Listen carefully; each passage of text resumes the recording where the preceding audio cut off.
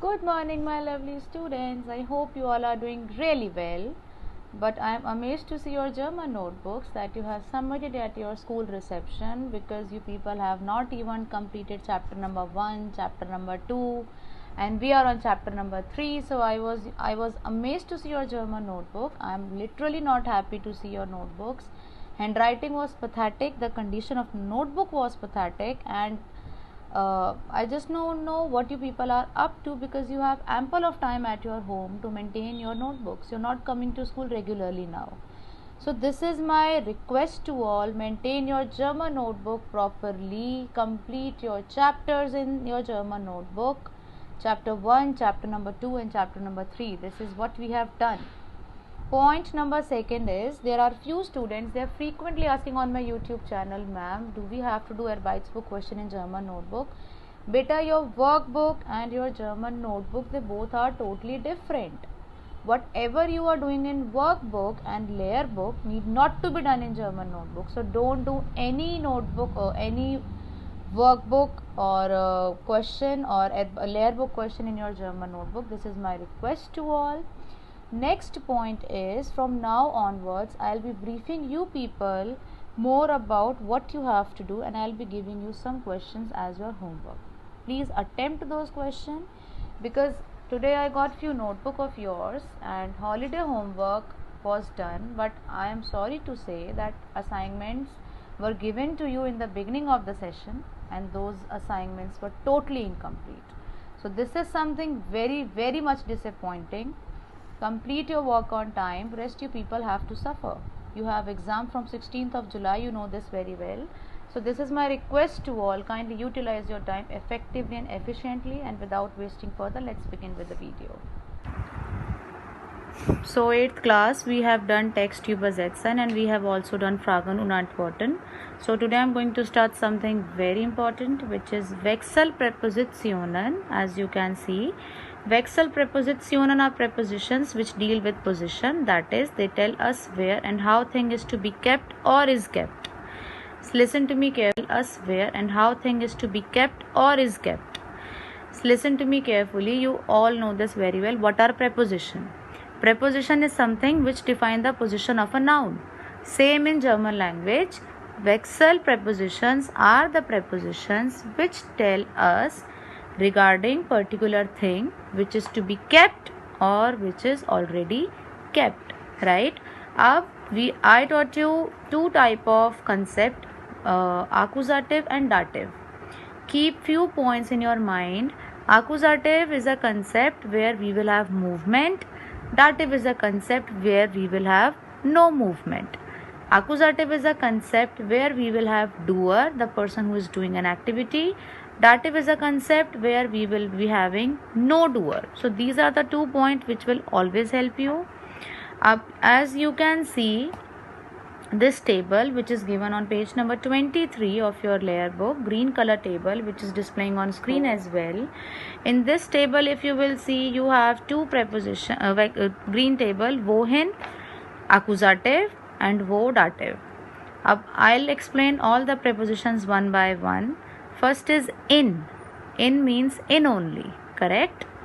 Wohin stellt den Fernseher, which means where is he keeping a television? Observe this point carefully. Where is he keeping a television? In this sentence, I have doer. Who is the doer? Who is performing an activity? He. And one more thing is there. If I am keeping something somewhere, it will have movement. So this is accusative. Second point, check. Wo steht der Fernseher, which means where the TV is being kept. Up in this sentence, where is the television? There is no doer, nobody is doing an activity now, and the television is not yet moving. That's why it is dative. So what will you keep in mind? If there is movement, it is accusative. It is no movement, dative. If there is doer, accusative. No doer, dative. Point number 2, an. An means something which is attached to. Wohin sharabar, accusative. No doer, dative. Point number 2, an. An means something which is attached to. Wohin schreibt der Lehrer das Wort? Which means where a teacher is writing a word.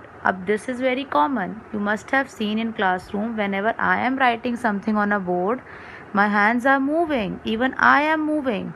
So again, movement is there. Doer is there. I am the doer. So this is accusative. And point number second, as you can see, wo state das word, which means where is that word written? Nobody is writing a word now and the word isn't moving. So non-movement is always dative. Point number 3, auf. Very common. Auf means on.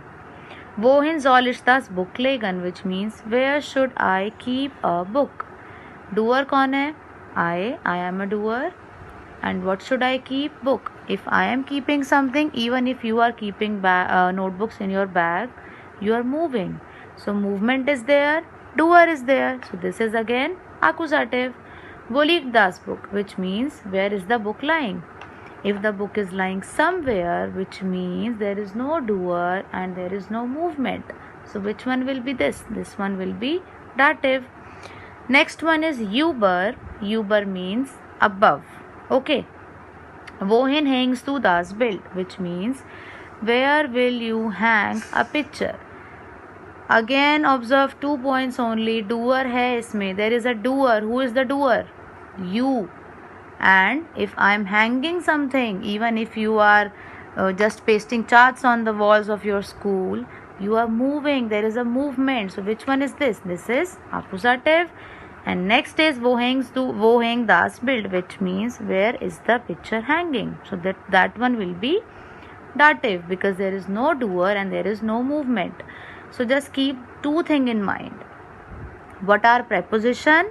The words which describe the position of a noun. And second thing is there are 2 kind of there are variations in preposition. Those variations are accusative and dative, and the conditions of accusative are movement should be there, doer should be there, and question will always be wohin. Conditions of dative, no doer, no movement, and the question will always be wo. So this is what we have done, and yes, you have to draw this green table in your German notebook, and you have to write the definition of vexel preposition from page number 21 till this example that is displaying on your screen. That's it. Other than this, you don't have to do and you don't need to do anything else. This is it. So please don't do any work on your own choice. Whatsoever is suggested in the video, kindly do the same, because otherwise it will be a trouble for all of us. Rest will continue in our next video. Till then, bye bye, stay home, stay safe, and don't forget to complete your work. Stay 8th standard, please.